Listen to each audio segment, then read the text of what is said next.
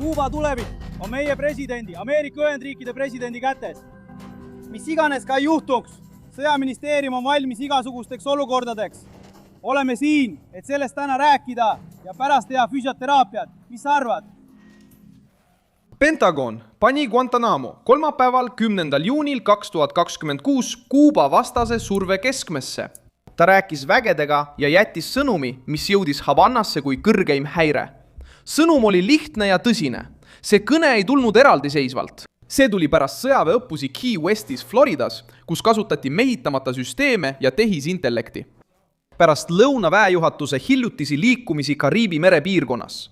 Pärast haruldast kohtumist Ameerika kindrali ja Kuuba sõjaväelaste vahel Guantanamo piiril. Pärast seda, kui Diaz-Canel süüdistas Trumpi majandusliku lämmatamise, diplomaatilise surve ja isegi sõjalise agressiooni ettevalmistamises. Just siis muutub Guantanamo kiireloomuliseks piirkonnaks. Baas ei ole enam lihtsalt vana rajatiskaardil, vaid hakkab toimima jõu, surve ja poliitilise sõnumi vitriinina. Kuuba protesteerib, süüdistab Washingtoni sotsiaalse rahutuse õhutamises ja räägib enesekaitsest, kuid režiim näitab ka hirmu. Sest nad teavad, et surve tuleb nüüd igast suunast. Majanduslik, õiguslik, sõjaline ja diplomaatiline. Mis pani Pentagonit Guantanamos tooni tõstma? Miks hakkas Diaz-Canel avalikult sekkumisest rääkima? Kuidas Trump karmistab survet Kuuba diktatuuri vastu? Ma räägin sulle sellest kõigest kohe. Kui sulle meeldib selline otsekohene ja aus sisu, siis kaalu tellimist, sest siin on iga päev selliseid videoid. Pete Hexer käis Guantanamos, et kohtuda Ameerika vägedega ja rõhutada, et sõjaministeerium peab esitama president Donald Trumpile kõik vajalikud võimalused igasuguse Kuubaga seotud olukorra puhul. Visiidi teatas ametlikult sõjaministeerium ise 9. juunil 2026. Päevakorras olid kohtumised nii Guantanamos kui ka keskjuhatuses Floridas. Järgmisel päeval Kuuba pinnal ütles Hexer, et oleks vastutustundetu, kui Kuuba valitsus püüaks hankida relvi, mis suudaksid tabada baasi või Ameerika territooriumi.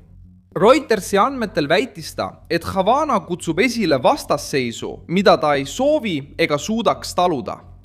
See lause on kaalukas, sest seda ei öeldud Washingtonis mugavas intervjuus, vaid Ameerika sõjaväelaste ees USA baasis, mis asub kommunistliku režiimi poolt juhitud saarel. Guantanamos toimuv on seotud teise olulise märgiga. Lõunaväejuhatus oli juba piirkonnas oma kohalolekut ja aktiivsust näidanud. 2026 aasta aprillis viis 4. laevastik läbi õppuse Flex 2026 Key Westis, Floridas. Integreerides mehitamata süsteeme, tehisintellekti ja traditsioonilisi mereväe platvorme merel patrullimiseks ja rahvusvaheliste kuritegelike võrgustike vastu võitlemiseks. See treening toimus Kuubast lühikese vahemaa kaugusel ja näitas, et Washington ei räägi ainult, vaid tugevdab kohalolekut, juhtimist ja reageerimisvõimet Kariibi mere piirkonnas. Lõunaväe juhatuse enda veebisait registreeris samuti juunis Ameerika sõjaväelaste õppused Guantanamos. Pideva kohalolekuga väejuhatuse vastutusalas Southern Spear operatsiooni raames, mille eesmärk on võidelda ebaseadusliku kaubanduse vastu, takistada pahatahtlikke tegutsejaid ja kaitsta Ameerika territooriumi. Diaz-Canel reageeris juba enne, kui see uus pingete eskalatsioon selgemaks sai. Intervjuus väljaandele eldiario.es süüdistas Kuuba režiimi juht Diaz-Canel Trumpi selles, et ta püüab Kuubat lämmatada, et esile kutsuda sotsiaalne plahvatus ja kasutada seda kaost ettekäändena sekkumiseks. Süüdistus näitab poliitilise paanika ulatust režiimi sees. Havanna püüab müüa narratiivi, et Kuuba viletsuses on süüdi välised tegurid, kuid Diaz-Caneli enda meeleheide näitab, et diktatuur on uut etappi mõistnud. Washington ei käsitle Kuubat kui ajutist probleemi. Ta käsitleb Kuubat kui julgeolekuriski, kui ebastabiilsuse allikat ja kui diktatuuri, mis on koordineeritud survele haavatav. Kuuba režiim püüab samuti mängida Euroopa Liitu ja Hispaaniat Washingtoni vastu. Samas intervjuus nõudis Diaz-Canel Euroopa ettevõtjatele kaitset ja kurtis Ameerika Ühendriikide ekstraterritoriaalsete seaduste üle. Eesmärk on selge, muuta Ameerika Ühendriikide surve rahvusvaheliseks probleemiks ja otsida poliitilist kaitset väljaspool saart. Aga reaktsioon tuleb ajal, mil välisettevõtted juba vaatavad Kuuba poole sanktsioonide hirmus. Kuuba majandus on jätkuvalt lämbumas, elektrikatkestused mõjutavad elanikkonda ja diktatuuril jääb üha vähem manööverdamisruumi. Kuuba tunneb, et on kaotanud oma mugavustsooni. Ta ei kontrolli enam narratiivi sama kergusega.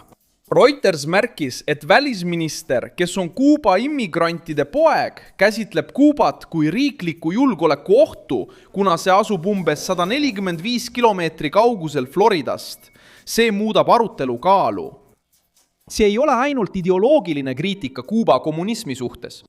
See on strateegiline hinnang nõrga diktatuuri kohta, mis asub Ameerika Ühendriikide territooriumi lähedal, omab repressioonide ajalugu, on vaenulike režiimide liitlane ja suudab tekitada migratsioonikriisi, kui sisemine olukord peaks kontrolli alt väljuma. Rubio ja kindral Francisco Diaz Donovan olid juba mais Kuuba kaardi ees ilmunud, arutledes ohtude üle, mis ähvardavad julgeolekut, stabiilsust ja demokraatia poolkeral. Havanna jaoks on selline pilt poliitiline mürk. Washingtoni jaoks on see prioriteedi märk. Guantanamo saab rohkem tähtsust, sest see ei ole lihtsalt baas. See on Ameerika alaline kohalolek Kuubal, otse diktatuuri ees, mis nüüd tunneb end ümber piiratuna. Seetõttu mõjutab Rex Hegseti jutt Havannat nii palju.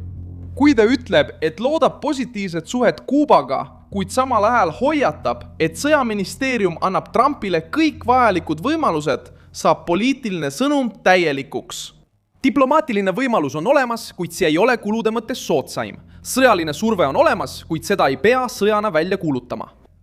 Baas on olemas, bäed on seal, õppused toimuvad, sõjalised kohtumised leiavad aset ja Kuuba diktatuur teab, et iga nende liigutust jälgitakse. Kuuba haavatavus tuleb veelgi enam esile, kui analüütikud meenutavad, et režiimil ei oleks tegelikku jõudu Ameerika armeega vastamisi seista. Havanna kaitse sõltub palju rohkem propagandast, rahvusvahelisest poliitilisest hinnast ja diplomaatilisest käratekitamisest kui tegelikust sõjalisest võimekusest. Režiim püüab väita, et valmistub selleks, et mitte olla üllatunud, kuid jõudude tasakaal on selge. See on jõhkralt ebavõrdne. Diktatuur teab seda. Iraani režiim püüdis Lähis-Idas jõudu näidata ja sai sõjalise vastuse. Kuuba diktatuur näeb nüüd Guantanamot esiplaanil, lõuna väejuhatus tegutsemas, Ameerika õigussüsteemi vanu haavu taas avamas. Rubio toob saare julgeoleku debatti.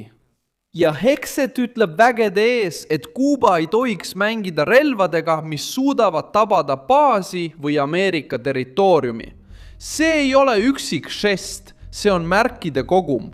Diaz-Canel püüab kõike muuta süüdistuseks Trumpi vastu, kuid tema reaktsioon kinnitab, et diktatuur tunneb end ebamugavalt. Režiim tunnistab, et tunneb selle strateegia mõju. Mina olen Milson Alves Global ja minu eesmärk on hoida sind iga päev tõega hästi informeerituna. Uudiste lingid on video kirjelduses. Pane sellele videole like, telli kanal ja vaata lõpus kommentaare, et olla veelgi paremini seotud Milson Alvese kogukonnaga.